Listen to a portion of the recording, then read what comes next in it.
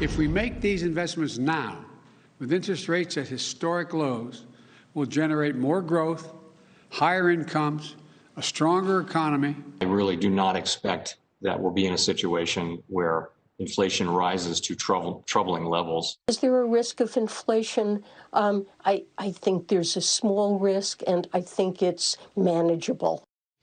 What a difference a year makes. Americans are feeling the crush of historic inflation after the president and his team repeatedly insisted it would not be a problem. And it certainly is. Let's bring in Fox Business anchor David Asman. Great to see you this morning, David. David. Great to see you both. You know, even the Washington Post out with a very lengthy piece attacking just that, how policymakers in this country misjudge the inflation threat. And this massive inflation caught Washington by surprise. It goes date by date how that was done in Washington. Well, and you talked to Gene Sperling yesterday. All of the administrators, they don't really have answers.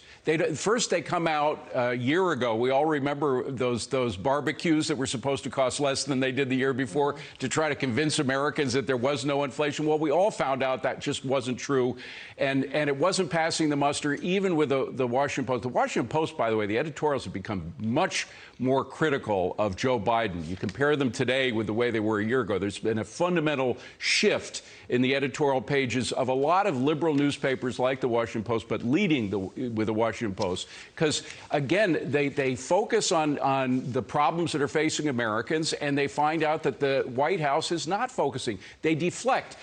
Whose fault is it, the inflation that we now have? Well, Biden put it all on the Fed last week, and now Janet Yellen is becoming the fall woman for the situation. The administration won't take responsibility for inflation, its role in inflation, one, in terms of spending money that they don't have, and they just are coming out with this new student loan stunt, as the Washington Post calls it, of spending about $300 billion for relatively well-off students and families who are going to get this enormous gift, a $10,000 write-off on their loans. That's going to cost about $300 billion. So you add all this spending up, and it causes inflation. I mean, it's the administration. It's not the Fed. The Fed has a role to play, but the primary role is spending trillions and trillions of dollars that they don't have, that the Fed then has to monetize by printing money. Just two things on this. There was clearly a strategy to get this all out. Joe Biden had that editorial in the Wall Street Journal yesterday. Janet Yellen agrees to go on CNN and says this. Right. Wolf Blitzer. Watch. I was wrong then about the path that inflation would take.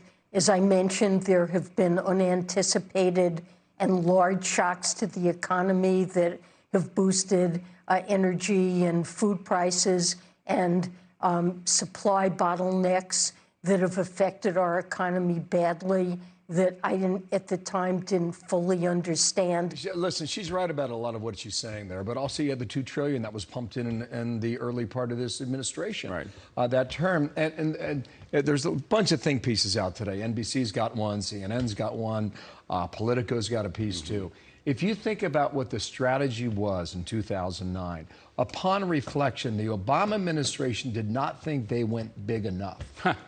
Right? And so Joe Biden thinks we got to really go big here. Well, and they went big. It's interesting. That leads to the question of who's forming this policy of this administration. A lot of people say this is Obama's third term, what we're seeing right now. You focus with Gene Sperling on this. Who's formulating the policies? Where do these figures come from? Who's forecasting? And they couldn't. Gene Sperling, a guy, an insider in the administration, economic insider, couldn't answer that question. He never did, as far as I remember yesterday.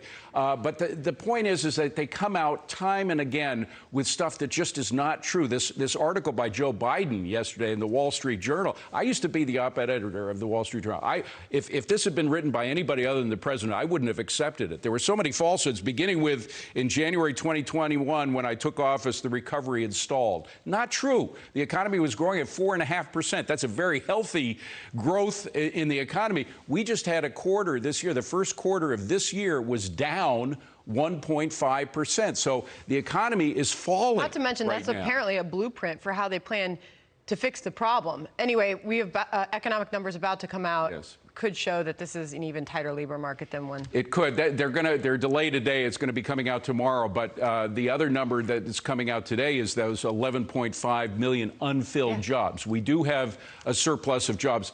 But if we get another negative growth quarter, that is, if we have 2 quarters back to back with growth, not growth, it's an oxymoron to say negative contraction growth. In the economy. A contraction of the economy, that leads to recession. That is a recession.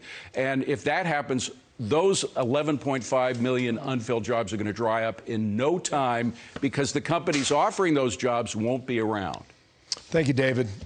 25 minutes away, we'll get another indicator on that, right? We will. Okay.